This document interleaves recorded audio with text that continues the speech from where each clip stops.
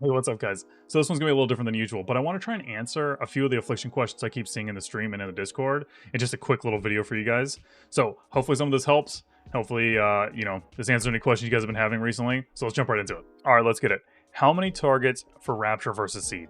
I see this question all the time, and I meant to include it in the guide, and I totally understand why it's a little tricky. So, quick answer, in my opinion, 5+. However, there's a couple things I want to say to this. First off, if you have 5 mobs but they're spread apart so where your seeds aren't going to hit all the targets, just switch to Raptures. And I still use seed at 3+ targets to just quickly apply corruption, but I don't spam it. What build would I recommend for low keys, or what build is good for low keys? While my favorite build for almost every high key is Doom Blossom plus Grim Reach, it's not always great for low keys, especially low Tyrannical keys, because most of the time the pulls are not big enough for you to get value, or they don't live long enough. So that's why I have 2 builds that I always recommend for low keys. Doom Blossom plus Dark Harvest, and Doom Blossom plus Haunted Soul. I just want to say both these builds are very similar to each other. However, Haunted Soul is definitely easier to play if you haven't played AFF before and are just trying to get used to everything. It'll still have solid single target and great AoE. The Dark Harvest playstyle is not that different. The big change here is that you'll be able to soul rot more frequently as long as you keep UA on your main target as much as possible, since every tick is going to reduce soul rot's cooldown. You should be doing that already since it's our most important dot, and it's also how you activate Doom Blossom damage and AoE. Make sure, though, to always line up your Vile Taint with your soul rot if you're running this.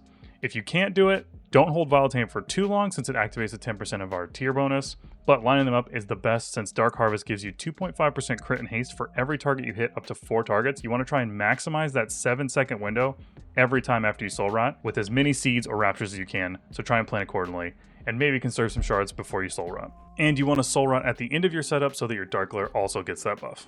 Like always, I encourage you guys to try all the different builds and decide what you like best, but if you're looking for a great place to start, try Doom Blossom with Haunted Soul or Doom Blossom and Dark Harvest. I'll include the import links in the description below.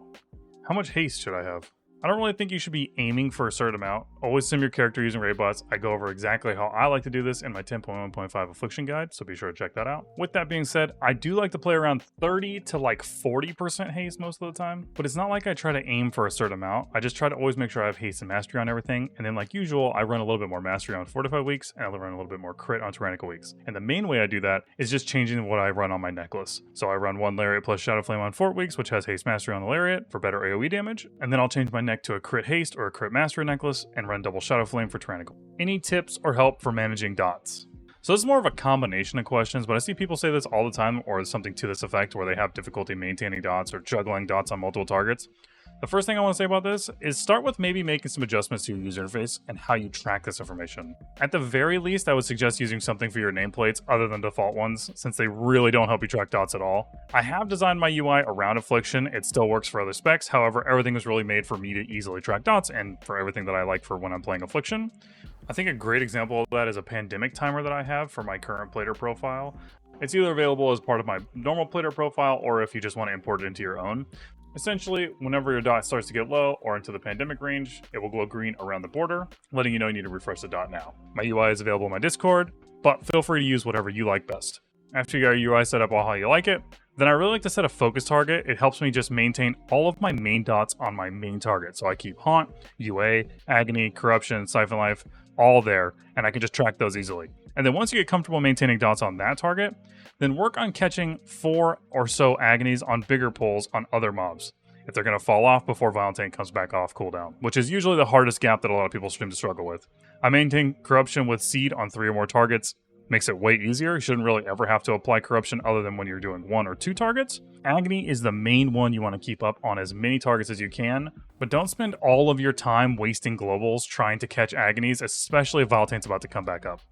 I don't Siphon Life on anything other than my main target, unless it's 2 target like a boss situation, and I definitely don't maintain it on 3 or more. If you feel comfortable doing that and you think it's better for you, absolutely do it. But for me personally, I feel like it's not worth the amount of time or effort that it takes to maintain those other couple dots for just a little bit of extra damage on your off target.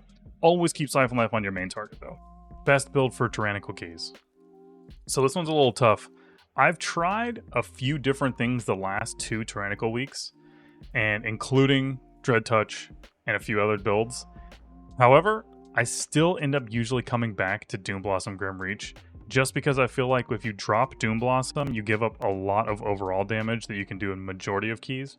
However, I have a full spreadsheet in the Discord for all the different builds I like for every key on Fort and Tyrannical. I highly recommend you check that out. There's a few keys though that I do like to run Haunted Soul instead of Grim Reach, and that's usually Vortex Pinnacle or Halls of Infusion or Neltharian's Lair, which are usually keys that have less huge pulls throughout the entirety of the dungeon, where it's usually a little bit more difficult to get full value out of Grim Reach. While Grim Reach does give you more single target damage, I think there's sometimes where you can get a little bit more value out of Haunted Soul instead, but I definitely encourage you to try both because it's really dependent on how your tank is pulling. If they're going to be pulling lots of big pulls every 2 minutes, you might be better off running Grim Reach, but if you have no idea and it's a Tyrannical week, you might get a little bit more value in situations like Neltharian's Lair or Vortex Pinnacle, where there's really not that many huge pulls most of the time, to just run Haunted Soul. Is AF good in keys? I feel like I get this question all the time, especially while I'm streaming. And obviously I'm a little biased in this because clearly I think Affliction is good in keys. That's what I do all day on stream every day, and that's everything on the channel, and it's just what I have the most fun playing. But I feel like it's also pretty subjective, because in my opinion, all 3 Warlock specs have different strengths and weaknesses, and it really kind of comes down more to a little bit more of playstyle. Destro has definite strengths when it comes to Mythic Plus with things like Infernal Stun and things like that. Demo has strengths with shorter cooldowns and bigger burst in certain situations. However, I feel like Affliction is right in the middle of those 2 specs, where we have really good AoE, but also very good single target with low cooldowns. And granted, Destro's cooldowns have definitely gotten shorter now with a lot of the new builds they're running with Grand Warlock's design. So all 3 specs actually, I think, have really similar cooldown profiles, but they're all a little different in how they play. I think for most people, you can play whatever you want. Until you start getting up into like 25s or higher, and even then, it really doesn't matter, and you should just play whatever you want to play. If you're really, really concerned about the meta, especially this season, I totally understand that it's definitely a little different, then maybe just play those specs. But if you want to try Affliction and have fun, just play Affliction. There's nothing wrong with that. Or if you like Demo better or Destro, there's literally nothing wrong with that. Just play what you want to play. I think though, if you compare AF to every other DPS spec, it has its strengths and weaknesses, just like everything else.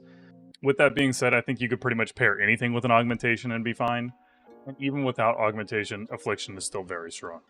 Alright guys, that about wraps it up. Hopefully this helped answer a few of you guys' questions. If not, be sure to join the Discord. I got a Warlock Help channel set up just for that. And if you like this, be sure to subscribe and let me know if you want more of these. I'm always down to help if I can. Thank you as always so much for all the support. It's been crazy. And if there's any other stuff that I maybe didn't cover in this video, be sure to check out my 10.1.5 Affliction Mythic Plus guide. There might be in there. And if it's not, come by the stream. Hang out. I'm always down to help if I can. Twitch.tv/Arson.